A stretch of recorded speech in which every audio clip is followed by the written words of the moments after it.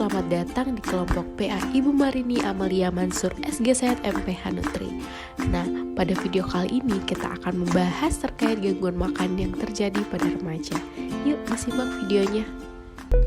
Nah, pada kelompok PA Ibu Marini terdapat 7 anggota.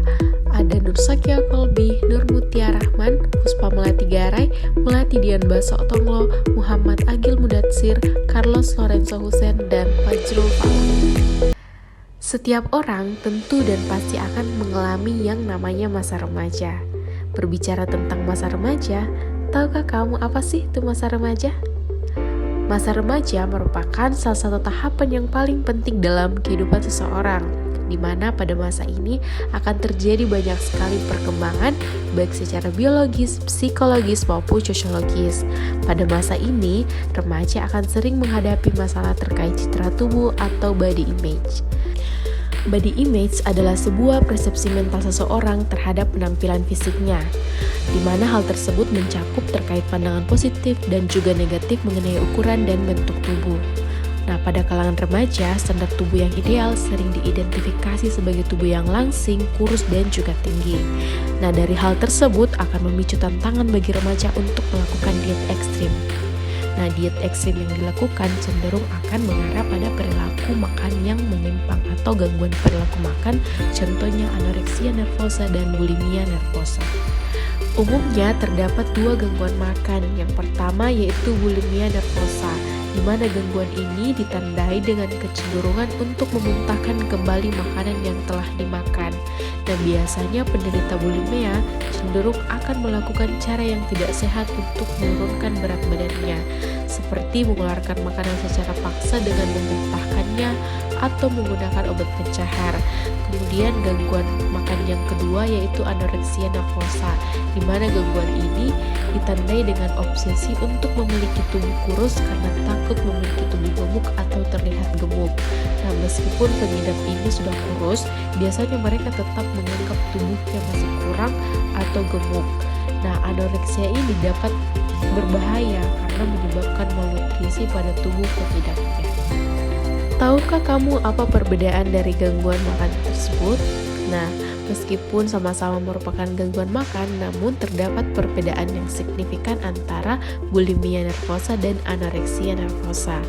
Bulimia ditandai dengan kebiasaan makan berlebih dan memuntahkan makanan, sedangkan anoreksia ditandai dengan pembatasan konsumsi makanan secara ketat. Penyebab gangguan makan bulimia dan anoreksia belum diketahui secara pasti, namun terdapat beberapa faktor yang terkait dengan gangguan tersebut. Yang pertama ada faktor biologis, di mana biologis dapat mempengaruhi perilaku makan seseorang. Kemudian yang kedua ada faktor psikologis, di mana gangguan emosional dan psikologis seperti depresi dan gangguan kecemasan dapat meningkatkan risiko gangguan makan. Kemudian yang ketiga ada faktor lingkungan sosial, di mana tekanan dan kritik dari orang-orang di sekitar mengenai kebiasaan makan, bentuk tubuh, atau berat badan dapat mempengaruhi perilaku makan. Kemudian yang keempat ada faktor sosiokultural, di mana wanita muda sering mengalami tekanan untuk mencapai cita-cita tubuh yang kurus yang sebenarnya tidak realistis.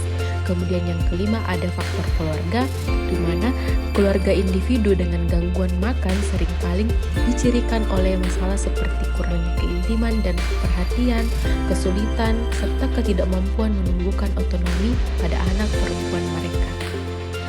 Kemudian dampak dari bulimia yaitu dapat menyebabkan pembesaran kelenjar parotis di pipi, jaringan parut pada buku-buku jari akibat menginduksi muntah, erosi enamel gigi karena asam lambung dan sering muntah, hipokalemia atau rendahnya kadar kalium dalam darah, kepekaan gigi terhadap rangsangan panas dan dingin, kelenjar ludah yang nyeri atau bengkak, ulserasi pecah atau penyempitan esofagus akibat paparan asam lambung, gangguan fungsi organ pencernaan karena penggunaan obat pencahar, dan yang terakhir perubahan keseimbangan cairan akibat penggunaan diuretik yang berkepanjangan.